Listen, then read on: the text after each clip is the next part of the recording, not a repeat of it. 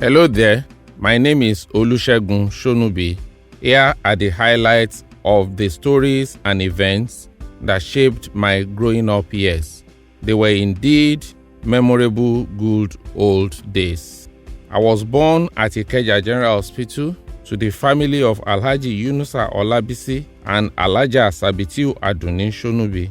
My grandfather was the Olisa of Ijebu-Ode, who had to abdicate the throne because he wanted to perform Hajj. Up till now in Ijebu-Ode, our family is known and called Abinufoyele, someone who left his position in anger. My dad was a World War II veteran who joined the Federal Ministry of Trade and Industry after his discharge as trade fair officer, which afforded him the opportunity to travel around the world representing Nigeria at trade fairs. I am proudly a Mushin boy. I grew up on Olateju Street, a challenge area of Mushin. Contrary to the general impression of Mushin being a violent area, I found it very peaceful. There were area boys in those days too, and you hear names like Isa Alagbara, Bayo Ogundare alias Bayo Success, the Way Boys, Ojuwoye Boys. But in those days, there was what you could call cooperation among them. Their recalcitrant acts were not without limitations. They were feared, but certainly not bloodthirsty like today's area boys.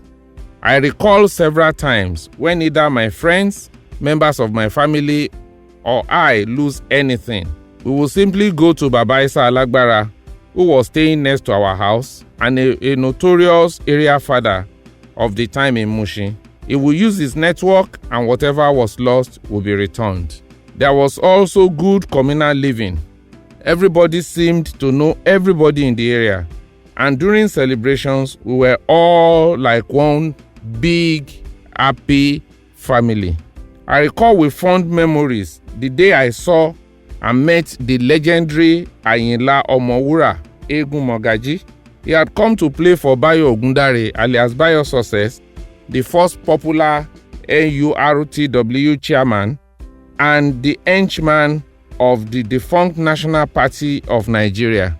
Bayo Success had lost his mother and contracted Ayinla Omowura to play for him. Bayo Success, who equally lived in our area, had approached my dad to allow Ayinla Omowura, who came early for the occasion, to stay on our balcony till it was his turn to go on stage. A close encounter that would take a long time to leave one's memory. My growing up was memorable, but being from a polygamous home, my dad was not always at home, so my mom assumed both roles of father and mother. She was a strict disciplinarian. She would regularly search my school bag, and anytime she saw something that did not belong to me, she would start singing, "Ọmọ yín ò ṣàgbàfọ̀, ó ń kájọ wálé, ẹ rójú olè ẹ ò mú.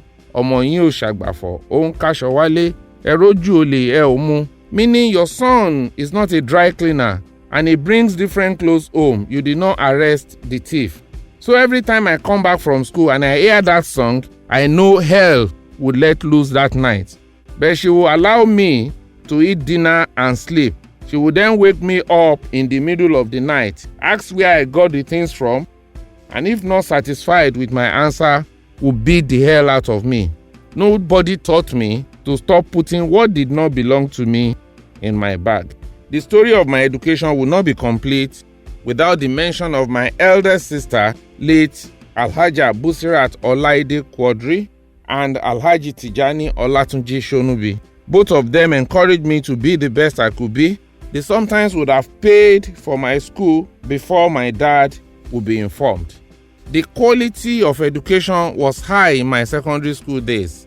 We had several foreign teachers, such as Indians, who taught us science subjects, and Ghanaian lecturers who taught the arts subjects like English and literature. In fact, it was one of those Indians who made me to like mathematics. It was equally during this period that I was introduced to the culture of reading, and I had read all the James Hadley Chase series and every other novel that I came across.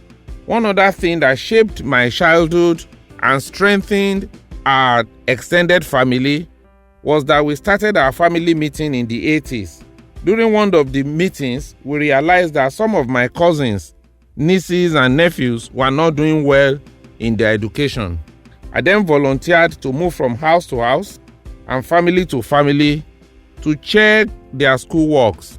Anytime they know that I was coming, they will be up to date with their homeworks, which I will review. I would then encourage on what to be done going forward and even scolded them where necessary. It got to a state that most often their parents use me to threaten them if they don't face their academic work. Suffice it to say that majority of them have become successful and living in the United Kingdom and United States of America. Such is the joy of a motivator and a mentor. We are who we are today because of those strict and controlled upbringing we had. Our levels of morals are what they are today because we were taught of the value of dignity in labor. Whatever we have achieved modestly is as a result of the lessons in contentment ingrained in our subconscious mind. Yes, we have deviance in our time too, but they were not as rampant as what obtains today around us. But all hope is not lost.